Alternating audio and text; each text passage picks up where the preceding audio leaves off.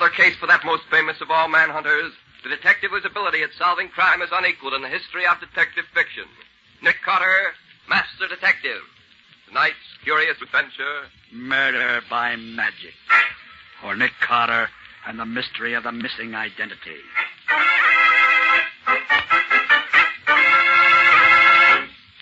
I wonder how Scubby's making out. Do you suppose that he had any trouble, Nick? I doubt it, Patsy.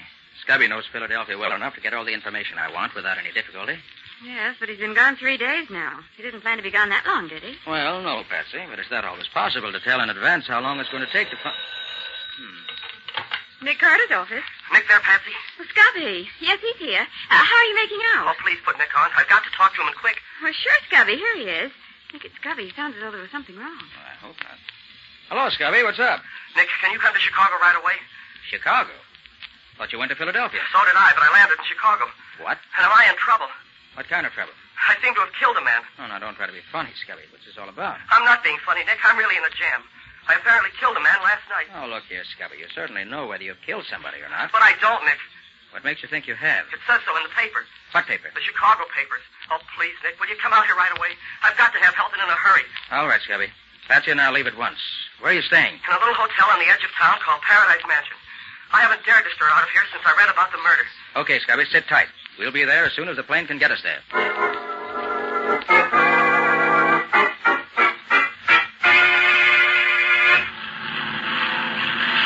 Gosh, Nick, we were awfully lucky to get seats on this plane. Yes, Patsy. Well, now that we're safely on our way, let's take a look at these Chicago papers I bought. See what they have to say about our friend, Scubby. Okay. Look, Nick, on the front page. Murderer of nightclub patron sought. Yeah. And here's a snapshot of the killer taken at the nightclub. Wonder how they happened to get that. It does look kind of like Scubby, doesn't it? Yes, could be. And look at these fingerprints. Certainly Scubby's. I'd know them anywhere. That's certainly Scubby's cigarette lighter. It's the one I gave him last Christmas. So I see. It says here, a cold-blooded killing reminiscent of the gang wars of years ago. Oh, Nick, do you think that Scubby could... Oh, I wouldn't believe it if he admitted it. Scubby couldn't kill anybody. But it certainly looks as if he got himself into some real trouble this time. And what's he doing in Chicago?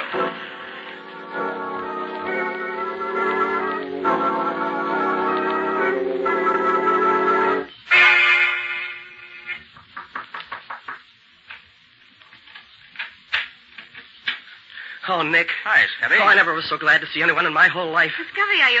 Come in quick. Let me get this door closed. Jittery, aren't you? Yeah. Well, I'm glad to see you're still out of jail. Oh, Nick, don't joke about it. I'm just about crazy. Look, I'm in a jam. Well, suppose you sit down and tell us just what happened. And begin at the beginning. Don't leave out anything. All right. Well, it's quite a story and pretty unbelievable, but I'll try to tell it the best I can. As you know, I started for Philadelphia, and I was sitting in the airport waiting room, waiting for my plane to be announced, when somebody stumbled over my feet. I looked up expecting to say, excuse me, and then I heard a funny, shrill little voice say... Stupid! Why don't you keep your feet where they belong? Huh? Well, why don't you look where you're going? You're too stupid to be allowed out in public. Yeah, well, nobody asked you for your opinion. If you don't like my feet, just keep away from them. Trying to insult me, are you? You're not even fit to speak to me, you stupid idiot. Look here, Bud. That's 3 times you've used that word stupid about me. The 4th time might get you a skin nose. Come on your way. You are attempting to divert my senses from the concentration of inner thought to the grosser contemplations of the external world. Come again? But you are as clumsy as a cow at doing it. Look, fella, if you've got somewhere to go, just go ahead. Your room is better than your company. You are being sarcastic. That is because you do not know who I am. All right, I'll bite. Who are you? You tell me and see if I care. It is useless to tell you. That thing you think is your mind is a rusted, worthless tool. A sponge too dried out to soak up anything. Oh, dumb, you mean? Exactly. You really want to know who I am? Quite frankly, I don't give a tinker's damn. I am Chi-Chi, the omnipotent. In the central council of the farthest inward, I am the most completely self-equipped. Brother, you don't make sense. I am the mystic. In the whole council, I am the most honored. There has been, in 20 generations, no other great enough to be the mystic. But I am he. Okay. Well, now that we've settled that, how's about some peace and quiet? You have offended me grievously. I do not let such offenses go unpunished. I shall sit here beside you and decide what your punishment is going to be. I shall say no more until I have decided. Okay. Well, happy thoughts, my mystical little pal. So he sat down beside me and didn't say another word. He was a funny, weaseled-up little man, and he amused me rather than worried me, so I forgot all about him. Did he take the same plane you did? Oh, don't get ahead of me, Patsy. I was tired from working all night and then the night before, and I guess I must have dozed off. The next thing I knew, somebody was shaking me by the shoulder. Come on, Palsy. Snap out of it. This is as far as this cab goes. Hey, wake up, Palsy. This is where you get off. Huh? Oh, sure. Sure, I'm awake. Come on, Palsy. This is your hotel. Must have been some night you had last night, huh, Palsy? Oh, stop calling me Palsy. Sure. Whatever you say, Palsy. What the deuce is the matter with me? Why does my head feel so foggy? What? Hey, where am I? Where's the plane? Look, Palsy, I don't know who you're kidding, but this is where you live. Are you getting out or you going to stay in a cab? Well, where's my baggage? You're a great little kidder, Palsy. Now, come on. Get out. You better get some sleep. There's nothing like it for a hangover. Oh, all right. Oh, hey, you better give me a hand to get out of here. Okay, Palsy. Here you go. All right. There you are. Now there. Oh, what does the meter say? Same as always, Palsy. 50 cents. Yeah? Well, here's 6 bits. Keep the change. Hey, look, Palsy, you generally give me $5 for hauling you. I'll give you a knot on the head if you don't stop ribbing me. Okay, Palsy. Yeah, now you sound more like yourself. See you later. And he drove off, leaving me standing in front of the crummiest-looking hotel I ever hoped to stop at. You mean you have no notion of how you got there? No, not the faintest. No, but Scubby, you just Oh, can't... hold everything. Wait till I finish the story. Well, as I was apparently expected to go in the hotel, I did. As I approached the desk, the room clerk, a sad sack with a sourpuss, tossed me a key. There you are, Mr. Gerson. I picked up the key and started to ask the clerk a lot of questions. But my head was so dizzy that I couldn't think straight. So I went up to room 714, which was the number on the key. What was it like, Scubby? Oh, cheap and flashy. And it reeked of cheap perfume. I found some letter paper on the writing desk, and the letterhead said, Hotel Prince Royal, Chicago. Then I at least knew where I was. My head was aching so that I stumbled into the bathroom to bathe it. I got one look at myself in the mirror, and it almost finished me. How do you mean, Scubby? Well, it wasn't me I saw in the mirror. But that's ridiculous. How could it be anyone else? Well, that's what I wanted to know. What I saw was a typical cheap, pasty-faced gangster with red hair. But your hair isn't red. Well, it was then. And then I discovered that I was wearing a zoot suit. What a sight you must have been. Well, it didn't amuse me, Nick. By this time, I was scared sick. My head was so dizzy, I couldn't think straight. I thought maybe I was still having some kind of nightmare. So I picked up the house phone, and when the operator answered, I asked her, what day is this? It's Friday, Mr. Gerson. Friday, March 24th? Of course, Mr. Gerson. Then it was yesterday that I left New York. What's that, Mr. Gerson? Oh, nothing. That's all, thanks. Oh, Palsy. Huh? I just heard from the hospital. You just broke Betty's arm, that's all. What? Oh, when was that? Well, last night, you remember. But don't worry, Betty's a good kid. She won't say nothing to the cops. Oh. Oh, yeah, thanks. Bye. And then I hung up the phone. Oh, it was getting worse and worse. I went back into the bathroom for another look at my new face. And then the room door opened, and I heard someone come in. You hear, Palsy? Huh? Oh, hello. Hi, Palsy. What's cooking, Snookins? Give me a match. Thanks, Tank. Would you mind telling me who you are? That's a new one on Dolly, Palsy. What's the rib? Oh, I just want to find out who you are. I'm Dolly, the spare rib, the girlfriend. You're my girlfriend? Say, Palsy, you're talking awful funny. What goes? Is this some new kind of a brush-off? Oh, no, you misunderstand me. Say, if you're trying to give me the air... No. No, it's still love. Dove. Well, that's more like it. For a minute, you had me guessing. See, by the way, Palsy, where was you last night? We had a date gate. Why'd you stand me up? Huh? Did I? I don't like that, Rat. You better explain and make it good. Well, I had business. Oh, I get it. You did a job you want me to cover for you. Okay, where do I say we went last night, you and me? Oh, well, I think that we'd better say that... I'll get that. There's something going on around here I ain't in on. Hello. Okay, thanks. What was it? She says there's 4 guys named Spike, Steve, Brainy, and Lucky coming up to see you. I got a blow. Them guys give me the chills, honey. They're real killers, and they ain't fussy who they kill. Be seeing you. I fly. Goodbye. Gosh, Scubby, what happened then? Were these 4 gentlemen up to expectations? Oh, they were gangsters, all right. They came sliding into the room as if they were afraid of me. Well, I had already discovered I was supposed to be a guy named Patsy Gibson, a mug who broke girls' arms when I wanted to, and I was a no-good who gave $5 tips to taxi drivers, and I was a crook who had his girlfriend cover up for him when he did a job, and now I seem to be buddies with this gang of hoodlums. Gee whiz. Well, one of them, a guy with a squint eye, did all the talking. Hi, Palsy. Look, you guys, look me over carefully. Am I Patsy Gibson? What's the matter, Palsy? Bad hangover? Oh, let it go. What's cooking? Look, Palsy, we're clean. There's not a rod on any of us. We come here for a peace talk. Yeah? Yeah. We've been pals working together for a long time now.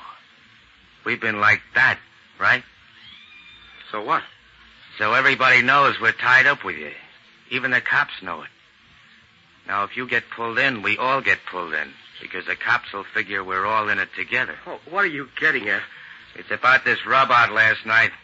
We didn't know nothing about that, Palsy. You didn't tell us. So we want you to give us the lowdown so we'll know what to say if one of us gets picked up. Oh, what are you talking about? Now, look, Palsy, everybody knows about last night's killing. We know it was your job, even if you did hire someone else to do it for you. Why, it's in all the newspapers this morning. Here, let me see that paper. Well, there was the headline, all right. Murder in nightclub. And there was a picture of me. Not a picture of this Patsy Gibson, but of me, Scubby Wilson. Taken on the spot by the nightclub photographer, it said. And there were my fingerprints, Nick. Those prints that both of us know so well, found on the gun that was used. And a picture of the cigarette lighter Patsy gave me last Christmas. Look, you got me all wrong. I'm not Patsy Gibson. There's been a terrible mistake. Palsy? You mean you ain't gonna be straight with us? I tell you, this is all a mistake. Palsy, you trying to cross us up? We don't like it. We ain't gonna take it. Oh, listen a minute. You can't pin Can't do it, Palsy? Come on, boys. Take him over. Watch out for his ride. You ain't crossing us and getting away with it. Oh, I was so weak, I couldn't do a thing. And a minute later, they bent a blackjack over my left ear, and I went out cold. Scubby, you poor guy. You certainly had a tough time. Well, how did you get out of that Patsy Gibson role you were playing? I don't know, Nick. When I came to again, I was on the bed in this room. I lay there a few minutes, getting my senses back, and then I jumped off the bed and raced to the mirror. I was myself again. I was Scubby Wilson once more, and in my own clothes, and my hair wasn't red anymore. Yeah. And my own luggage was on the rack at the foot of the bed. But things like that just don't happen, Scubby. Oh, so I've heard, Patsy, but you can't prove it by me. So you went to sleep in the airport in New York. When you woke up, your mind was in the body of a local crook named Patsy Gibson. And some of Gerson's pals knocked you over the head. And when you woke up again, you were back in your own body in this hotel. Yeah, that's right. And while you were using Gerson's body, somebody was using your body to kill that guy in the nightclub, is that it? Yeah, I know it sounds insane, Nick, but that's the way I see it from here. And unless something happens, I'm slated for the electric chair. Oh, gosh, Nick, we can't let anything happen to Scubby. Don't worry, Patsy, we won't. Now, first, we'll dye Scubby's hair, make him up so that he won't be too easily recognized in case the police are looking for him. Then I'll have the police pick up this Patsy Gibson, his girlfriend Dolly, and his 4 thugs, if they really exist. And somehow I think they do. I want to see what the body Scubby was using has to say for itself.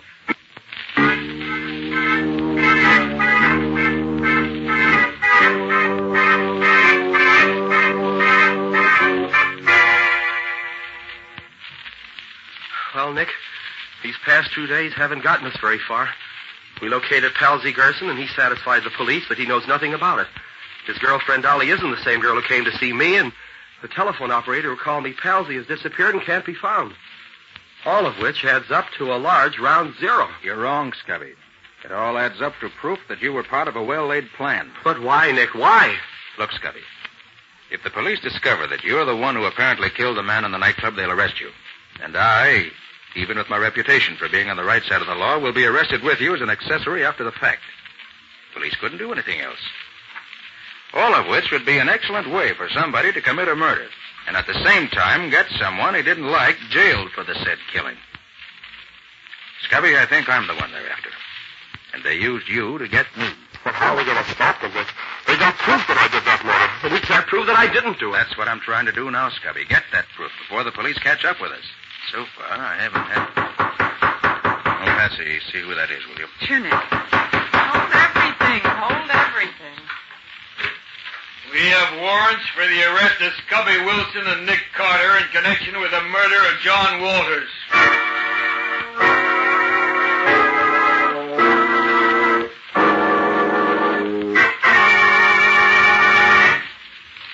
But why didn't they keep you in jail, too, Nick? Because they were extremely decent about it, Patsy. They told me that although they had positive proof that Scubby committed the murder and that I'd been abetting him in defiance of the law, they were so impressed with my insistence that Scubby didn't murder him that, out of consideration for my past reputation, they were going to give me 10 days to prove his innocence, if I could. If I fail in that time, I give myself up, and they proceed with the charges against Scubby and me. How did they find out about him, Nick? Very simple, Patsy. They sent the fingerprints they found on the gun to Washington, to the FBI, and they identified them as Scubby's. You know, he and I are both on file there as law enforcement agents. Mm-hmm. Little investigation found Scubby was living here, and the rest was easy. What's your next move, Nick? Patsy, if my hunch is right, the man behind this wants to get at me for some reason or other. So he's going to be awful mad when he finds the police have let me go again. And he may try to do something himself about getting me out of the way. And if he doesn't? I have a couple of the boys keeping their eyes open for anyone who looks like that mystic Scubby was telling us about.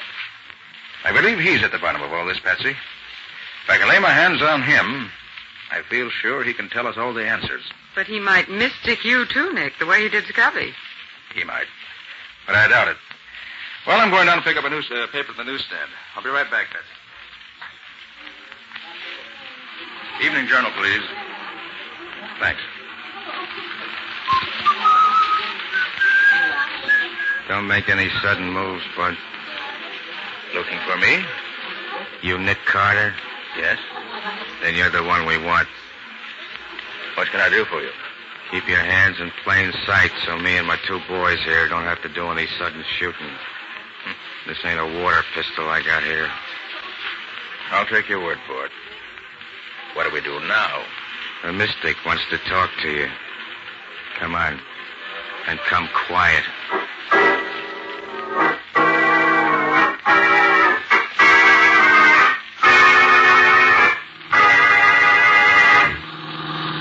Say, friend, any idea why the mystic wants to talk to me?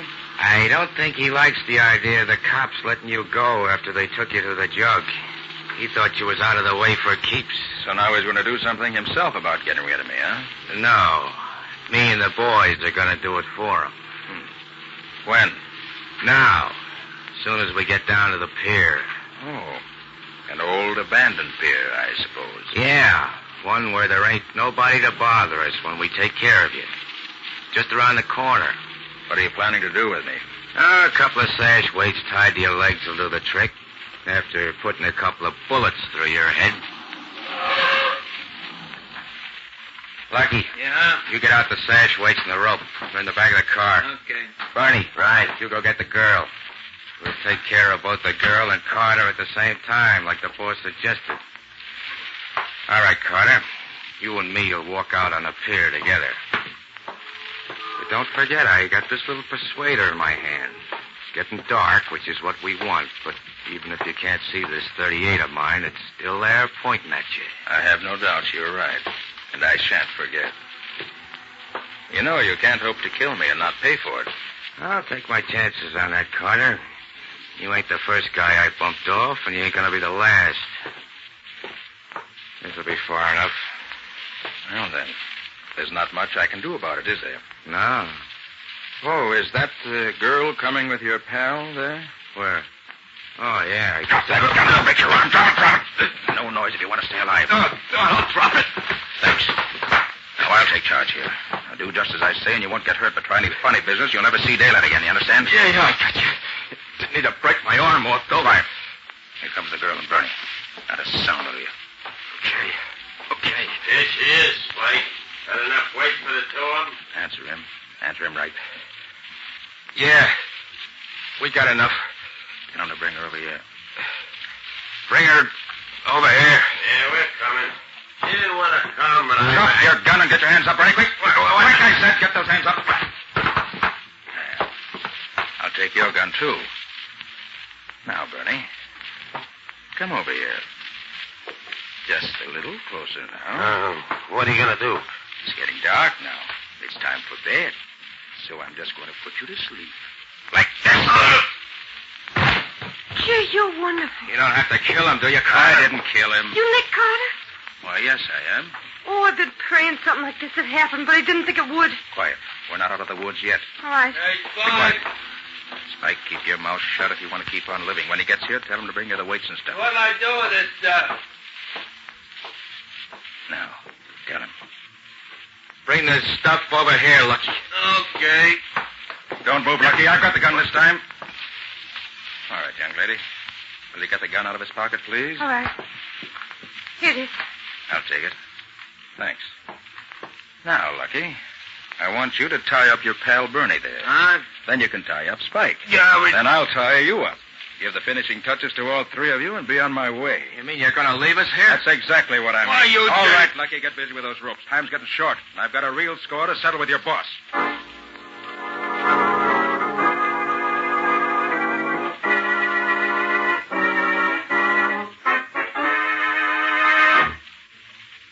Gee, Mr. Carter, you're wonderful.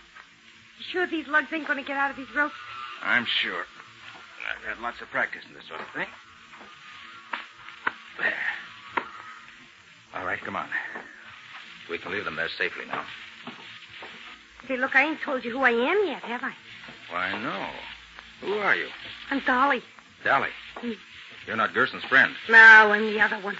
The one the mystic hired to visit your friend in the hotel. So that's who you are. Yes. How much do you know about this racket? Well, I didn't know nothing about it then, but since they snatched me and kept me locked up in their hideout, I learned a lot from listening to them talk. Let's stop here a minute. What's this all about, Dolly? If that's your name. Now, my real name's Ann. Did your friend really think he was Patsy, Gibson? Yes, he certainly did, for a while. That's absurd, of course. The mystic done it. He has an anesthetic gas that he gives you when you're asleep or knocked out. He doped your friend in the airport and brought him to Chicago. Then he had somebody make him up like a mobster, and he let him wake up in that taxi cab. I suppose he paid all those people to put on the act that convinced Scubby he really was Patsy Gerson. Only the taxi driver, the telephone girl, the hotel clerk, and me. The 4 thugs was already members of the gang. And they beat him up so this mystic could give him another shot of the gas while he was unconscious and let him wake up as himself? Yes. And he was so doped all the time we was putting on the act that he never could figure out what was going on. Very clever. But how did you get in on this? Oh, I wanted to be an actress. They hired me to put on this act. They told me they were ribbing some friend of theirs. But when I saw all the publicity in the papers and I saw that you got arrested, too, I knew it wasn't no gag. I went to where their headquarters was one day to see if they were still there so I could go to the police. But somebody saw me there and grabbed me. I've been locked up ever since. You know why they wanted to do all this? The mystic knew your friend was going to Philadelphia to get some dope on a racket. The mystic was the head of the gang, and he wanted to scare your friend off. He hoped he'd scare you off, too. He's getting ready to work the same racket all over the country. And you was the only one who was getting hot on his trail. I thought that was it. And when we didn't scare off, he had to take matters into his own hands. I suppose it was one of the Mystic's thugs who did the killing in the nightclub? Yeah, it was Spike, made up to look like your pal. And he left the evidence at the cop found. Who was the man he killed? Some fella wouldn't play ball the way he wanted him to. Look, do you know where the headquarters of this gang is? Sure. It's about a block from here. Want me to show you? You bet I do. With your help, I'm going to get that Mystic, if he's there. Come on. It's over this way.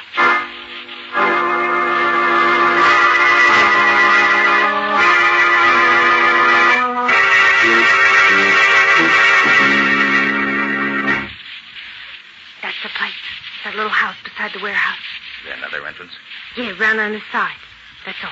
How many in the gang? 5 besides the boss. You got 3 of them tied up on the pier. Good. Can you handle a gun? I don't know. I'll try it if you want me to. Good. Take this one. Go around to the other door. When you hear me fire once, you shoot that gun 6 shots fast. Can you do that? Sure. What are you going to do? When I pick the lock on this door, go in and try to trap them. If they try to make a getaway through the other door, the shots you fire will make them think they're surrounded. Okay? Sure. Good luck, Mr. Carter. I'll be listening for you. Now, Mr. Mystic, let's see how mystical you really are. First, I get this door open.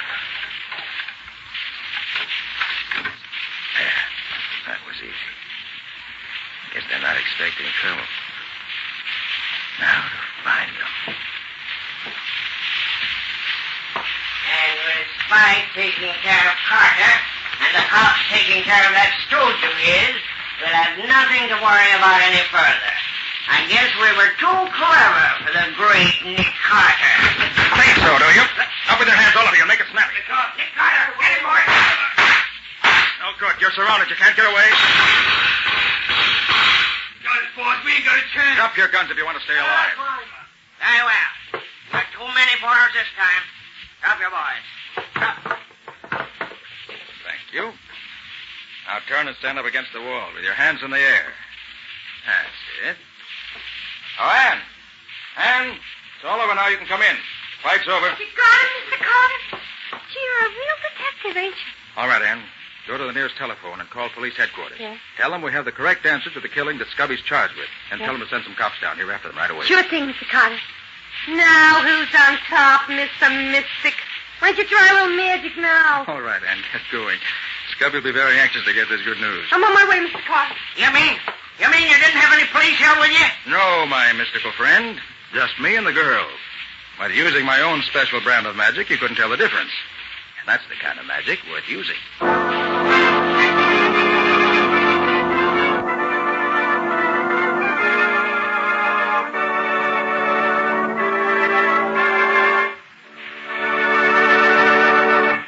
This has been another of the strange adventures of Nick Carter, Master Detective, which are brought to you regularly each week at the same time by WOR Mutual.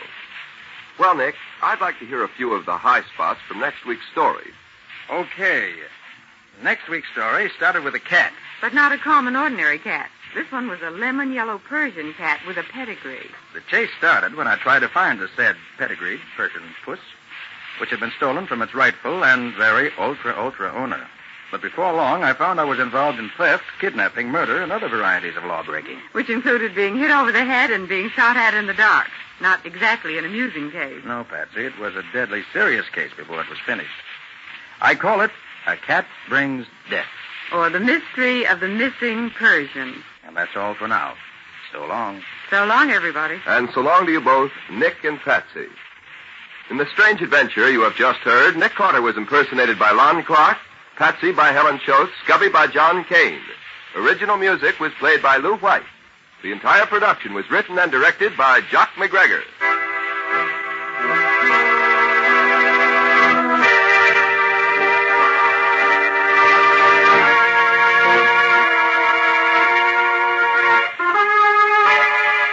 Next week at the same time, listen to another curious experience of Nick Carter entitled A Cat Brings Death, or Nick Carter and the Mystery of the Missing Persian.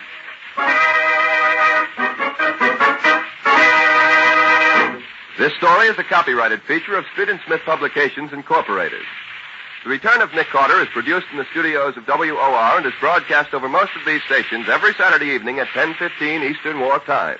This is Mutual.